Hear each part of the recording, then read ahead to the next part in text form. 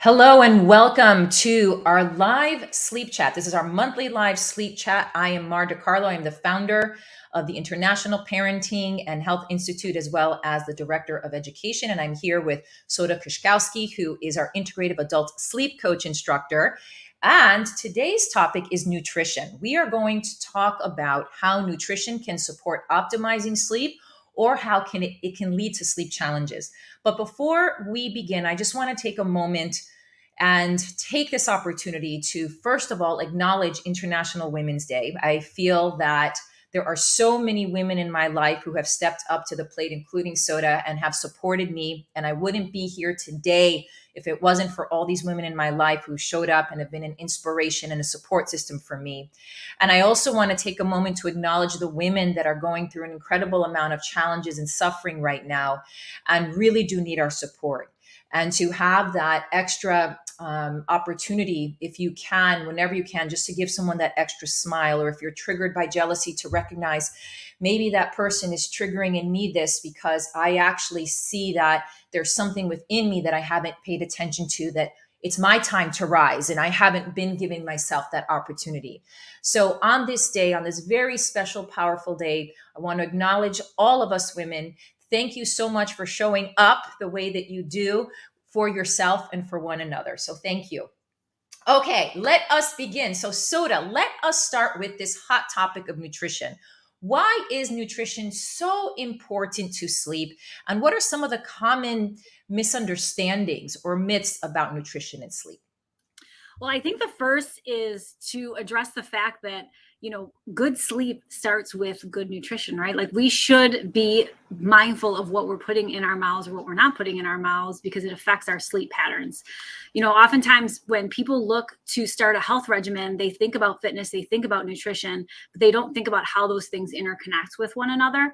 When we sleep poorly or we don't get enough sleep, it inverts the two hormones that regulate our hunger, right? So we tend to consume more calories the next day. Our sense of smell is actually heightened. So if you're back in the workplace and someone's bringing in fast food or donuts, you're more likely to consume those things, not only because you're sleep deprived, but because you have that heightened sense of smell. So we're more prone to those types of things. So it's important to note that getting good, consistent sleep will also help us make better nutritional choices. Exactly. And I think one of the things that surprises people, even till this day, when I talk to someone who doesn't know that much about sleep education, they're familiar with the general aspects of it and, the blue light and just the general tips they hear on the media, the mainstream. And when I mention anti and pro sleep foods, it's like, even to our professionals who've taken our program, a lot of them are pretty surprised that there's such a thing. Can you share a little bit about that and why that matters? Well, when it comes to nutrition and when it comes to those types of things too, whenever I do presentations, I always tell people sleep is very individualistic. It's the same thing with these pro and these anti, right? If you're someone who's lactose intolerant, having that glass of milk or that yogurt at night is not going to be for you. Wheat crackers is a great, evening snack, but if you have a gluten intolerance, that's not for you, right? So it's very relative to the individual and what their nutritional choices are, or their health background and how that affects it. So I think that's very important to note. There's the general recommendations like avoid spicy foods. Some people don't have as sensitive a stomach, but that can cause issues with GERD and acid reflux. So for every choice, there's a consequence, right? So again, it's about making choices that kind of support that sleep cycle. We know that if we eat something too heavy before bed, the recommendation is about 2 to 3 hours. It makes it much harder. You're more likely to have a harder time falling asleep or even waking up and kind of having that indigestion or that upset stomach. So it's also about that comfortability. So I think that's important. But there are also foods that when we incorporate them into our day, our breakfast, our lunch, our snacks, they can help to support our energy levels throughout the day, but also to help us with those sleep patterns at night. So, and there's a few of those that we'll get into, but I'm going to pass it off to you, Mara, and see if there's something that you wanted to add there. Yes. For me, I find that what happens often with people is that there's so much information, an overload of information out there, and so many people selling the magic pill for sleep. And so they learn melatonin is the key now, or, oh, I heard about this vitamin or this specific mineral, right? Or eat these kinds of foods. And like you said, it's very individualistic. And so on a whole, there's anti and pro sleep foods, which, as Soda was mentioning, there are foods that do help more so than others to support the sleep process, right? Because there's a whole, we're not going to get into that today because that's a whole different presentation. But just so that you know, there are certain kinds of foods that are considered more for optimizing sleep. And there are certain kinds of foods, for example, like alcohol, not even, that's not a food, but a drink, certain kinds of chemicals, foods, drinks, that when you ingest them, they're going to interrupt your sleep, right? If you're having too much sugar, for example, insulin.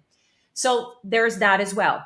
But then within that, there's this understanding that how you're eating as a whole and your lifestyle of eating, dependent upon your history, your current state of health, and what is going on, there's a number of things that can impact you. Because for one person, while having that cup of coffee in the morning is not going to impact them, for another person it might, depending again on a whole host of other factors. Even though in general one cup of coffee is not considered quote unquote a bad thing, it still for someone can be, again, dependent on that.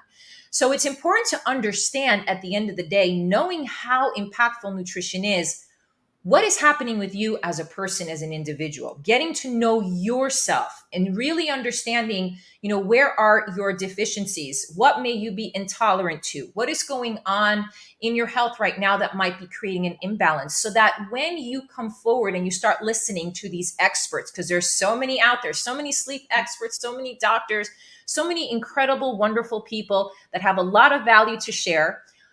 However, what happens is people will listen to them and automatically think, oh, that's my solution, without knowing about themselves, without doing the investigative work to understand, is this a fit for me or not? So rather than just taking one's word for what they're saying is the magic pill for sleep, first start with yourself. First, learn about who you are as a person. Start understanding what those things are that may be creating an imbalance in yourself. And then it makes sense to understand what kinds of foods, what kinds of supplements, what kinds of things are going to be more helpful for me or not. So that's what I would add there. Absolutely. You touched on a really important point, that investigation, because as sleep coaches, people automatically think about caffeine and they only think about things like coffee, where if you're a black tea drinker, that can impair your energy levels, your sleep later at night.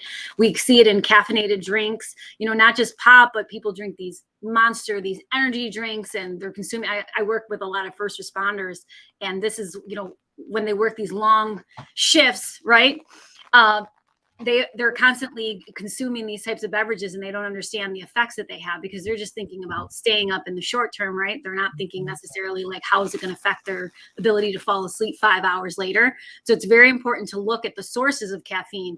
Caffeine can also be found in food and certain medications. So that's why timing and looking at those things is really important. As sleep coaches, we're really taking a holistic approach to looking at everything in your life and seeing maybe the pieces that you missed because you weren't aware of them. Yes.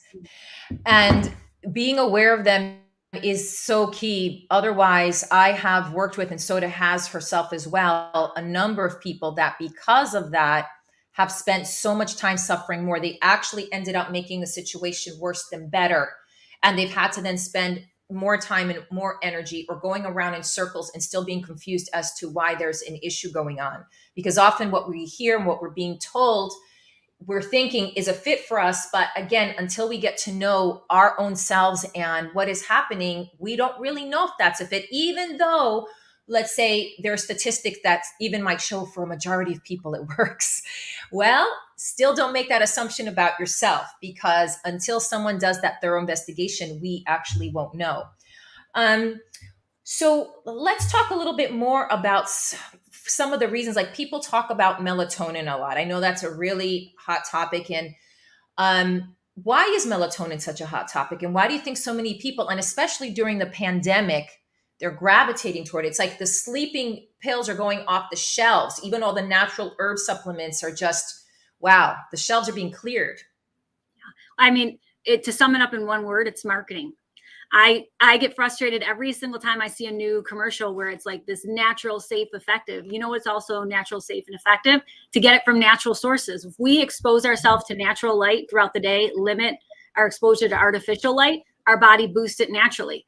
In terms of food, there are food sources that we can get melatonin. Things like Montmorency cherries, you can have it in the fruit form or in the juice form. Things like walnuts, kiwi, pineapple, tomatoes. There's things that you can incorporate into your nutrition plan that can help boost levels of melatonin naturally. And, there was a study out of Ontario that showed 71% of melatonin supplements that were studied had different ingredients than were labeled on the container. So they're adding, whether it be L-theanine or valerian root, and, in combination, some of those things can be beneficial depending, again, on the person's health history and under the care of a physician. But just because something's natural, you had mentioned about herbal supplements, people assume, well, if it's natural, it can't hurt me. And that's not true. The root of our medicine comes from herbal supplements, so even things like valerian root can be very strong. It can cause you to feel groggy and disoriented. You shouldn't get behind the wheel of a car because it's very strong. Things like kava. There are a lot of benefits to a lot of these herbal supplements, but they're often prescribed because the symptoms that someone's experiencing, and I say symptoms because in traditional healthcare, that's what we do, is we look for symptoms, whereas holistic sleep coaches, we're looking for the root cause. Those things are prescribed or recommended based on things like anxiety, right? Or a natural form for depression. They're looking for these natural alternatives. And in turn, helping to relieve those things can help with your sleep. But again, all of those things are relative to the individual. It's taking a look at what other things are you taking. Herbal supplements can interact with medication. Regular food can interact with medication as well. Most people are familiar with like the grapefruit and the antihistamine, right? If you take those two things together, they cross each other off. A lot of times that can happen as well, and when we have deficiencies, it can increase our likelihood for some sleep disorders as well.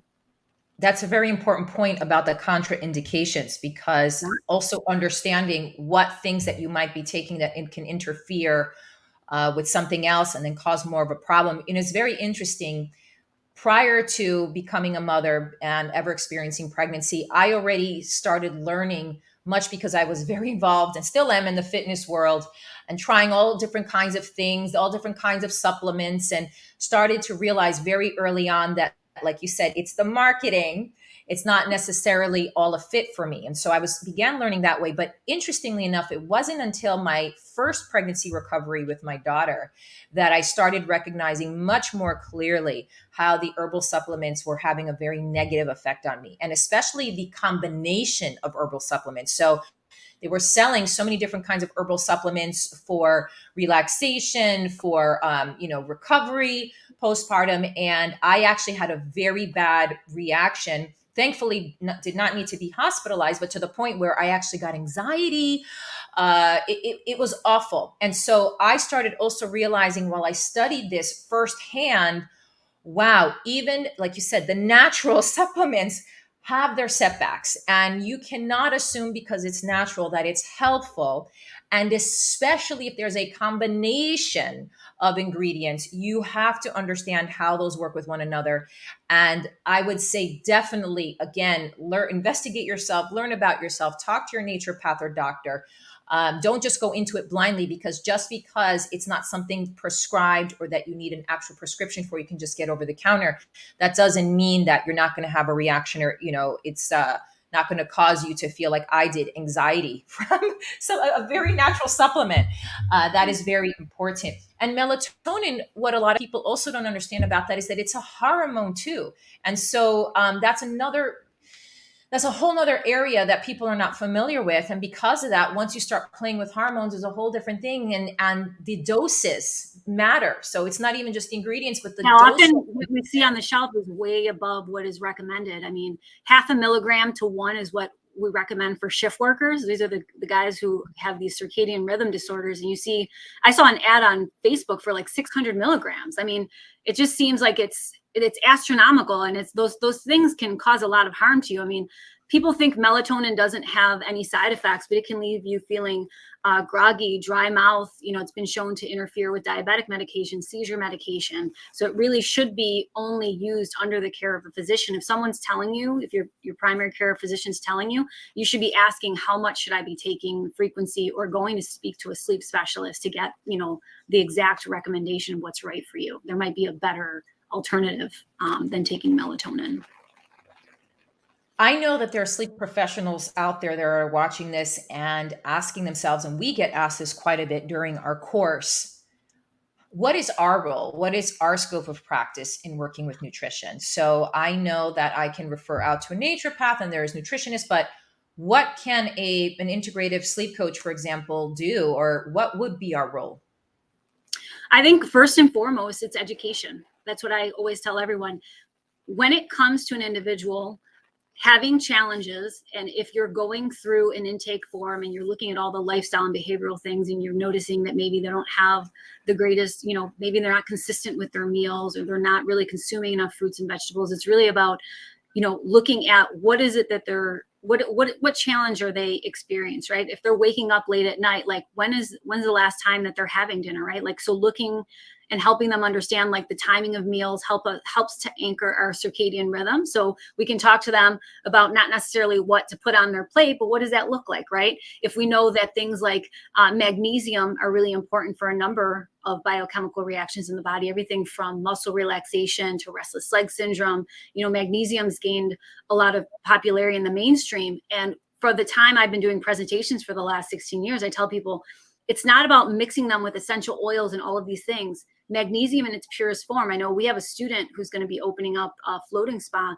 That's, that Epsom salt, when people soak in that, that's magnesium sulfate. That's what you find in bath bombs. There are variations of magnesium, right? We can get it from food sources, spinach, avocado, pumpkin seeds, dark chocolate, right? But if you're getting your magnesium from dark chocolate, we want to make sure it doesn't have sugar, right? Women, the reason why we crave dark chocolate around our monthly cycle is because our body's telling us that we need magnesium. If we listen to our body, it's based on the science of Ayurveda. We need different foods seasonally throughout the year, but we're so busy doing and not being that we never listen to ourselves. During the summertime, we know we crave more citrusy foods, we need more vitamin C, but we become like just crazy with like taking supplements. And I didn't mean to jump into this, but there's these IV places now where you can get vitamin B shots and vitamin C and all these different things. And it's you should be going to your primary care physician on a yearly basis, getting a physical, getting blood work done. You should never be supplementing with things unless you know that you need them, that you have a deficiency. And there's often a natural way to do that. And if you're consuming too much, like you said, Mar, it can cause a lot of these ill side effects.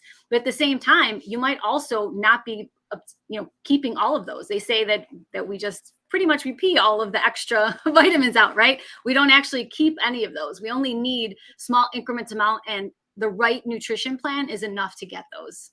Yes. And part of that is also understanding how we're eating, which is really great to raise awareness about, because if you're not chewing your food, if you're not taking your time to eat your food, you're not breaking down those digestive enzymes in your mouth that then go into your body, then your ability to absorb those nutrients, you start to limit that as well.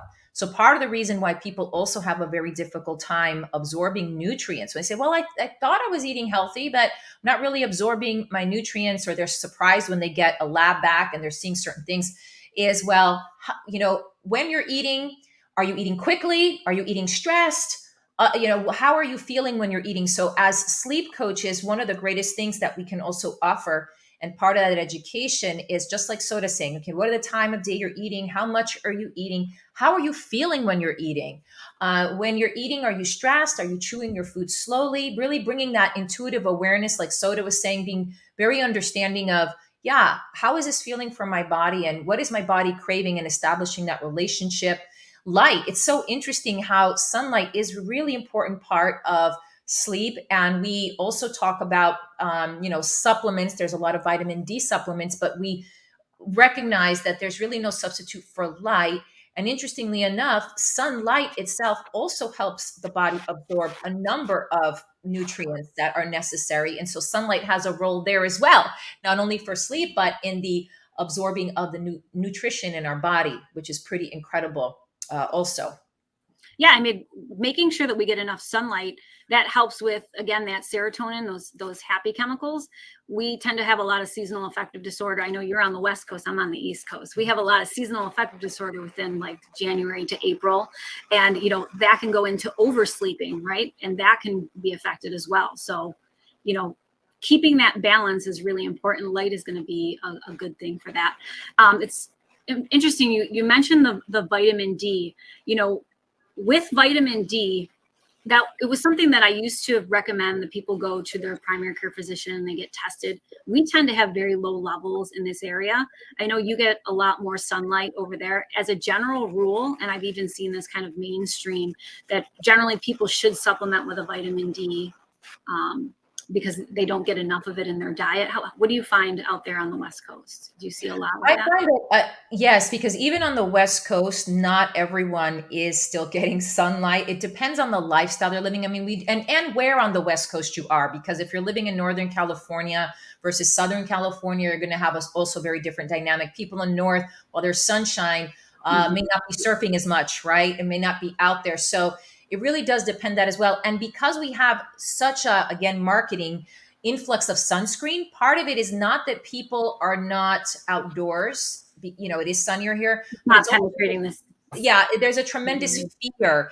And so what's unfortunate about that is the perspective gets really distorted, because clearly, yes, you do not want to overdo it in the sun. And yes, depending on your skin, on your melatonin, not melatonin, on your melanin, I'm confusing their melanin, you absolutely want to be aware of what the appropriate amount of sunshine is for your skin and the history of skin cancer in your family and all of that. But that doesn't mean you need to avoid the sun, right? You have to know the time of day that the sun can be healthiest for you and the amount of time. And so people also, even the makeup for women, there's so much sunscreen and people wearing sunglasses. Okay, another thing here happening too, that while we are abundant with all this wonderful weather and sunshine, people are still blocking the sun with the sunglasses and the sunscreen. So I would even say, I think on a whole national level, there's a huge amount of deficiency, but even more so, I think it's definitely important to, supplement and be very aware, like Soda was saying earlier, of the ingredients in those supplements, because there's a lot of mixtures and things and people trying to market and sell you. And so find the highest quality, find the best, look at the reviews, talk to your doctor about the highest quality, find, and what's appropriate for you. Okay. That's really important, because it's important to know how deficient you are. Some will be way more than others. And it's just good to know. Yeah, when I speak to, because I work with a lot of healthcare professionals, one thing that they always find really surprising, because, they get very limited education when it comes to nutrition, although they will often recommend a multivitamin or different things to their patients, is that if someone isn't hydrating enough, or if they're over caffeinating, we're not going to absorb as much from our food or from those supplements that we're taking. And they're always surprised to learn that. They're like, I should say that more to my patients. And I said, you should, because it makes a difference, right? You could be doing all these right things, but if you're not drinking enough water, or like you drink caffeine throughout the day, you could be working against yourself. So it's really, that's where as coaches, we kind of pinpoint these little things that have such a huge impact, Dehydration is also one of the most common undiscovered root causes of what's going on with someone when you start evaluating and what's going on. And even especially during pregnancy and postpartum, that's also I'm passionate about it, because part of what I also went through in my postpartum was a bit of dehydration. I was moving a lot and breastfeeding a lot and doing so many different things and taking my herbal supplements for recovery and all of that, and also not realizing that on top of that I'm a bit dehydrated, and that also what was leading to the anxiety. So it's a combination of things, but the herbal supplements were a big part of that.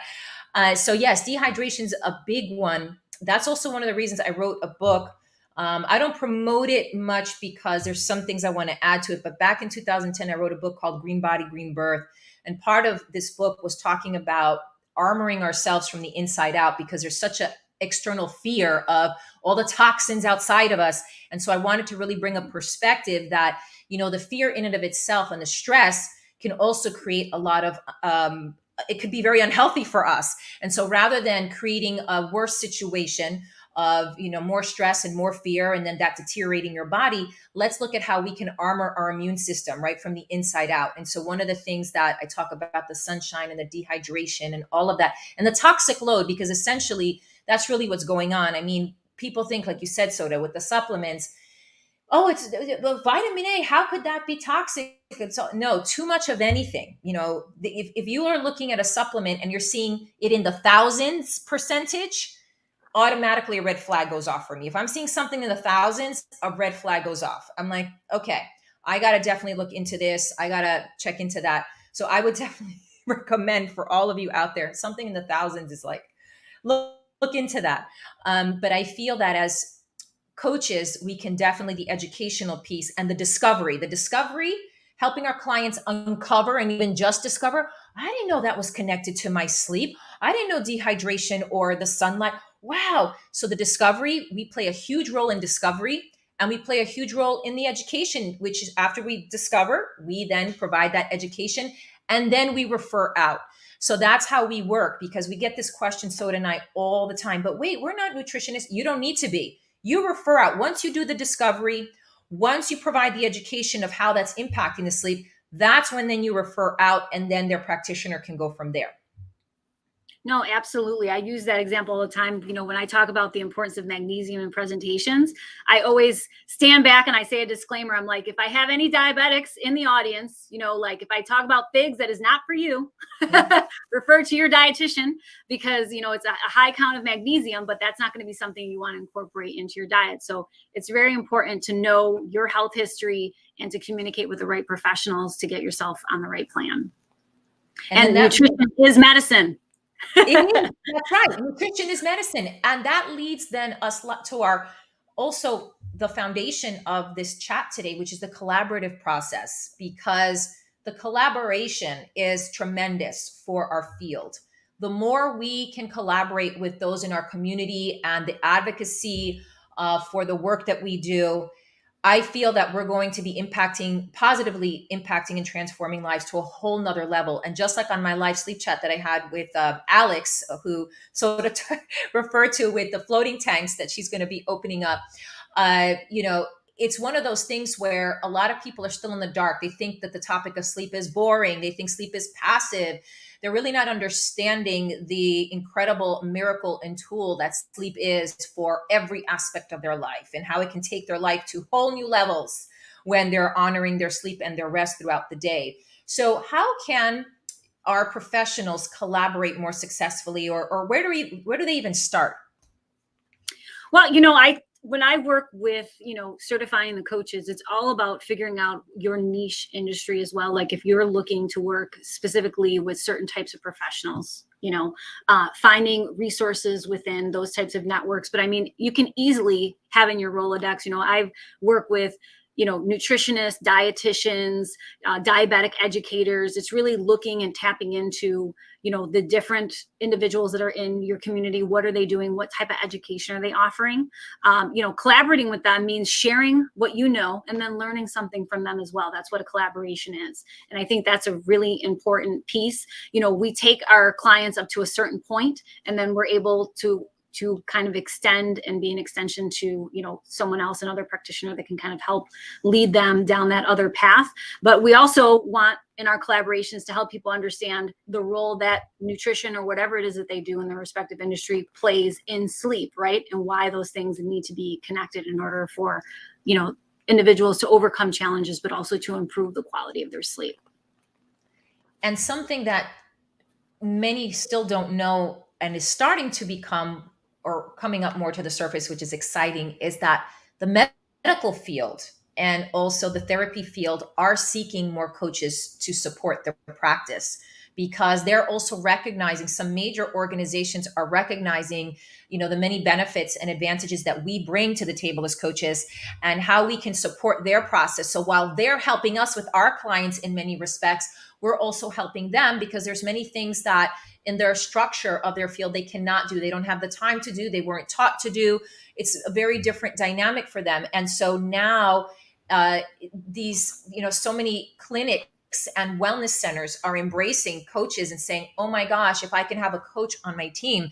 So find in your area Like Soda was saying, if you want to work with a specific niche market, maybe you're really passionate about, family sleep, and you want to work with pregnancy sleep or child sleep. Maybe you want to work with first responders. Maybe, you Or want to gyms. focus. Yeah. Exactly. The fitness, right? Or even the yoga. I mean, there's so many niche markets you can tap into that you're passionate about. You can also just generally begin with your wellness clinics, and you can see, all right, is there a wellness center nearby? Is there a clinic nearby that may be open? And so what we would recommend is that definitely put together an informational packet about yourself, include information about the work that you do and how you approach things and what benefits you can bring to the table for them.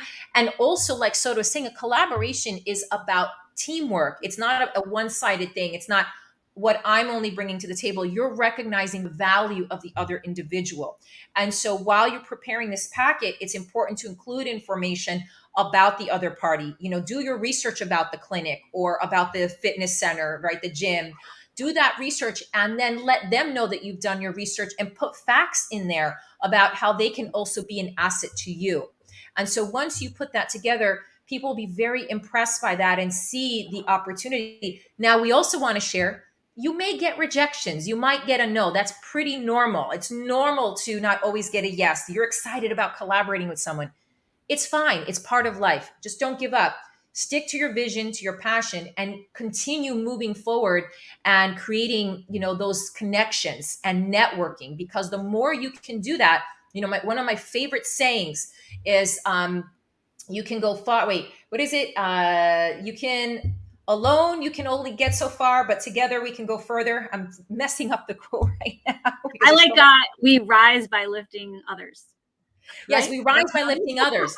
One person can make a difference. I wrote this with this video today with the Women's International Day, but one person can make a difference, but together we can rise. Together we can rock the world, right? So there's no question that each of us make a difference when we show up in our true authenticity and our power and our passion.